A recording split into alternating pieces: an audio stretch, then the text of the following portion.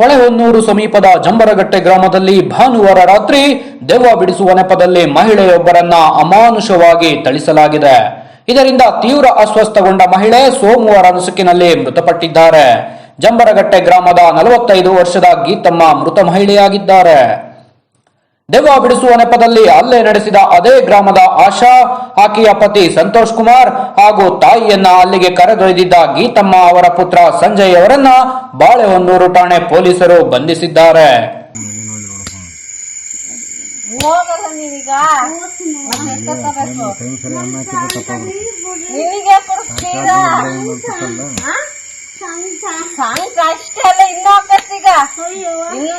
ಬಾಳ ಅದಾವಲ್ಲಿ ಒಂದೇ ಇಲ್ಲ ಹೋಗಲ್ಲ ಮತ್ ಹೋಗು.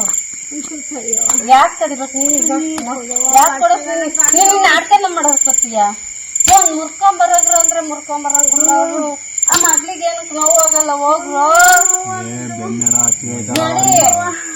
ನಡಿ ನಡಿ ಹೋಗಲ್ಲ. ಎಲ್ಲಿಂದ ತರೋಣ?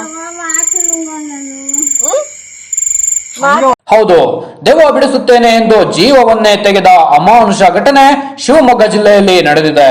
ಬಾಳೆಹೊನ್ನೂರು ತಾಲೂಕಿನ ಜಂಬರಗಟ್ಟೆಯ ನಿವಾಸಿ ಆಶಾ ತಮ್ಮ ಮೇಲೆ ಗ್ರಾಮ ದೇವತೆ ಚೌಡೇಶ್ವರಿ ಬಂದಿದ್ದಾಳೆ ಎಂದು ಕಳೆದ 15 ದಿನಗಳಿಂದ ಊರಿನವರನ್ನ ನಂಬಿಸಿದ್ದರು. ಹೀಗಾಗಿ ತನ್ನ ತಾಯಿಯ ಮೈ ಮೇಲೆ ಆಗಾಗ ದೆವ್ವ ಬರುತ್ತದೆ ಎಂದು ಗೀತಾ ಅವರನ್ನ ಪುತ್ರ ಸಂಜಯ್ ಭಾನುವಾರ ರಾತ್ರಿ 9 ಗಂಟೆ ವೇಳೆಗೆ ಆಶಾ ಮನೆಗೆ ಕರೆದೊಯ್ದಿದ್ದರು. ದೆವ್ವ ಬಿಡಿಸುವ ನೆಪದಲ್ಲಿ ಗೀತಮ್ಮ ಅವರಿಗೆ ರಾತ್ರಿ 9:30ರಿಂದ ತಡರಾತ್ರಿ 1 ಗಂಟೆಯವರೆಗೂ ಕೋಲಿನಿಂದ ಹೊಡೆದಿದ್ದರಿಂದ ಆಕೆ ಅಸ್ವಸ್ಥಗೊಂಡು ಮೃತಪಟ್ಟಿದ್ದಾರೆ. ಗೀತಮ್ಮನ ಮೈಯಲ್ಲಿ ಆತ್ಮವೊಂದು ಹೊಕ್ಕಿದೆ, ಪೂಜೆ ಮಾಡಿ ಅದನ್ನ ಹೊರಹಾಕುತ್ತೇನೆ ಎಂದು ಆಶಾ ತಿಳಿಸಿದ್ದರು. ಹೀಗಾಗಿ ಅವರ ಮನೆಗೆ ಕರೆದೊಯ್ದಿದ್ದೆವು. ಮೊದಲಿಗೆ ದೇವರ ಪೂಜೆ ಮಾಡಿದ್ದರು. ನಂತರ ದೆವ್ವ ಓಡಿಸುವೆ ಎಂದು ತಲೆಯ ಮೇಲೆ ಕಲ್ಲು ಒರೆಸಿ ಗ್ರಾಮದ ಹೊರಗಿನ ಮರವೊಂದರ ಬಳಿಗೆ ಕರೆದೊಯ್ದರು. ಮರದ ಟೊಂಗೆಯೊಂದನ್ನ ಕಿತ್ತುಕೊಂಡು ಅಲ್ಲಿ ಮನ ಬಂದಂತೆ ಥಳಿಸಿದರು. ತಲೆ ಮೇಲೆ ದೊಡ್ಡ ಗಾತ್ರದ ಕಲ್ಲು ಒರೆಸಿ ಪಕ್ಕದ ಕಾಲುವೆಯಲ್ಲಿದ್ದ ತಣ್ಣೀರು ಎರಚಿದರು. ಚಳಿ ತಾಳಲಾಗದೆ ನಡುಗುತ್ತಿದ್ದ ಅಮ್ಮ ಕುಸಿದು ಬಿದ್ದರು ಎಂದು ಸಂಜಯ್ ಬಾಳೆಹೊನ್ನೂರು ಠಾಣೆ ಪೊಲೀಸರಿಗೆ ನೀಡಿದ್ದ ದೂರಿನಲ್ಲಿ ತಿಳಿಸಿದ್ದಾರೆ. ಗೀತಮ್ಮನ ಮೈಯಲ್ಲಿದ್ದ ಆತ್ಮ ಹೊರಹೋಗಿದೆ, ಮುಂದೆ ಯಾವುದೇ ತೊಂದರೆ ಇಲ್ಲ, ಎಲ್ಲವೂ ಸರಿಯಾಗಿದೆ ಎಂದು ಹೇಳಿದ್ದ ಆಶಾ ಅವರನ್ನ ಮನೆಗೆ ಕಳುಹಿಸಿದ್ದಾರೆ.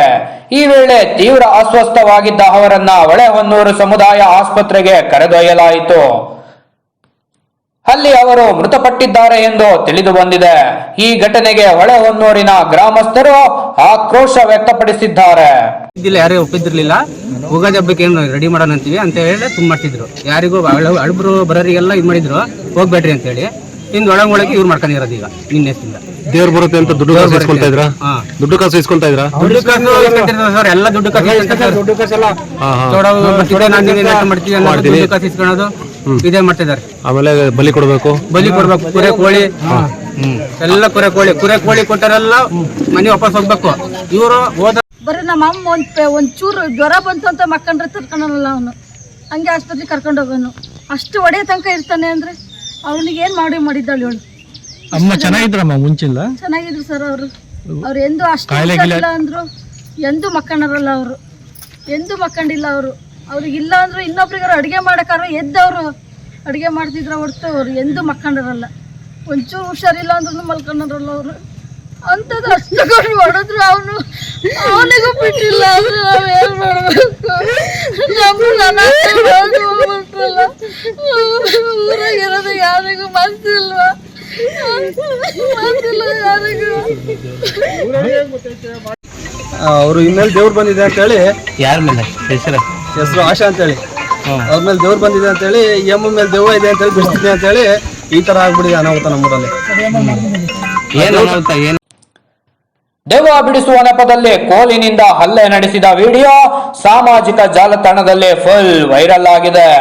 ಜಿಲ್ಲಾ ಪೊಲೀಸ್ ವರಿಷ್ಠಾಧಿಕಾರಿ ಜೆಕೆ ಮಿಥುನ್ ಕುಮಾರ್ ಗ್ರಾಮಕ್ಕೆ ಭೇಟಿ ನೀಡಿ ಪರಿಶೀಲನೆ ನಡೆಸಿದ್ದಾರೆ. ಆರೋಪಿ ಆಶಾ, ಆಕೆಯ ಪತಿ ಹಾಗೂ ಅಲ್ಲಿಗೆ ಗೀತಾ ಅವರನ್ನ ಕರೆದೊಯ್ದಿದ್ದ ಅವರ ಪುತ್ರನನ್ನ ಬಂಧಿಸಿ ಕೊಲೆ ಪ್ರಕರಣ ದಾಖಲಿಸಿಕೊಂಡು ತನಿಖೆ ಕೈಗೊಂಡಿದ್ದಾರೆ.